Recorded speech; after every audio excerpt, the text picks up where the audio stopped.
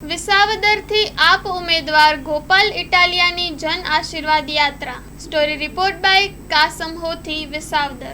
આજે મને આમ આદમી પાર્ટીના ઉમેદવાર તરીકે આમ આદમી પાર્ટીએ જાહેર કર્યા બાદ આજે આમ આદમી પાર્ટીના રાષ્ટ્રીય કન્વીનર શ્રી અરવિંદ કેજરીવાલજી, દિલ્હી સરકારના પૂર્વ મંત્રી, પૂર્વ મુખ્યમંત્રી અને હાલના વિરોધ પક્ષના નેતા આરતીસિંહ સિંહજી, પંજાબ સરકારના મુખ્યમંત્રી ભગવંત માન સાહેબ, અમારા નેતા ઈશુદાન ગઢવીજી, ચૈતરભાઈ વસાવા, હેમંતભાઈ ખવા, સુધીરભાઈ વાઘાણી, યુવરાજસિંહ જાડેજા, રાજુભાઈ કરપડા, આ સિવાય મનોજભાઈ સોરઠિયા, રાકેશભાઈ હિરોપરા, અનેક નામી અનામી નેતાઓ, રાજુભાઈ બોરખતરિયા, સાગરભાઈ રબારી, અમારા અનેક નેતાઓએ આજે આવી મને પ્રોત્સાહન પૂરું પાડી, પ્રેરણા પૂરી પાડી.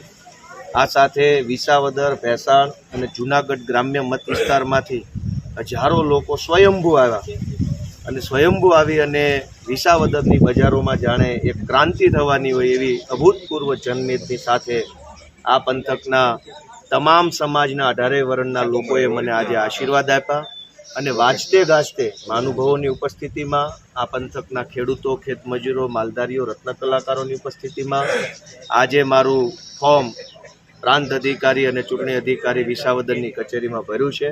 મને ખૂબ ખુશી છે અને ખૂબ આશા છે કે આ પંથકમાંથી વિસાવદરની જનતા, ભેસાણની જનતા આ ચૂંટણીમાં ક્રાંતિ કરશે અને મને ચૂંટણી જીતાડશે. આ ચૂંટણીમાં માત્ર 2 પાર્ટી ફાઇટ છે, બાકી બધી વાતો છે. એક તરફ વિસાવદરના ખેડૂતો, ખેતમજૂરો, માલધારીઓ, પશુપાલકો, રત્ન કલાકારો, વેપારીઓ અને આમ જનતા છે અને બીજી બાજુ પૈસા, પોલીસ, ગુંડાઓના દમ ઉપર ચૂંટણી લડતી ભાજપ છે. 2 જ પક્ષો છે. ભાજપ અને જનતા વચ્ચે આ ચૂંટણી લડાઈ રહી છે અને મને વિશ્વાસ છે કે જ્યાં જનતા સંકલ્પ કરે છે, જનતા મુઠ્ઠી બાંધી લે છે, ત્યારે ભલભલી સત્તા, પૈસા, પોલીસ, ગુંડાની તાકાત તૂટી પડે છે. આ ચૂંટણી વિસાવદર, ભેસાણની જનતા પોતે લડે છે.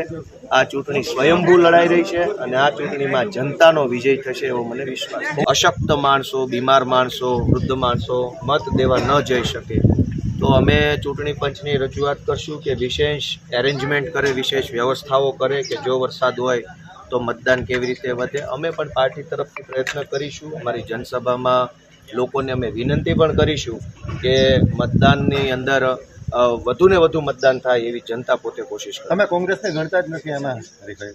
નહીં, હરીફાઈ ભાજપ અને જનતા વચ્ચે જ છે. બાકી બધા તો અમે બધા તો નિમિત્ત છીએ. એક બાજુ ભાજપનો પૈસાનો, પોલીસનો, ગુંડાનો પાવર છે, એક બાજુ જનતાની આશા, અપેક્ષા અને વેદનાની ચૂંટણી છે. એક તરફ આમ જનતા છે જે આશા સાથે ચૂંટણીમાં ઉતરી છે, એક બાજુ સત્તાનો અહંકાર લઈને ભાજપ ઉતરી છે, બીજી કોઈ પાર્ટી કે બધું નિમિત્ત છે.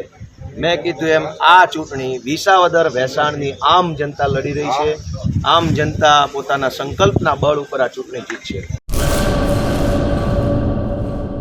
આર્ય કન્યા ગુરુકુળ પોરબંદર 90 એકરમાં ફેલાયેલો વિશાળ ધોરણ 5 થી લઈને 12 સુધીનું ઉચ્ચ ગુણવત્તાયુક્ત શિક્ષણ પ્રદાન કરતું ગુરુકુળ.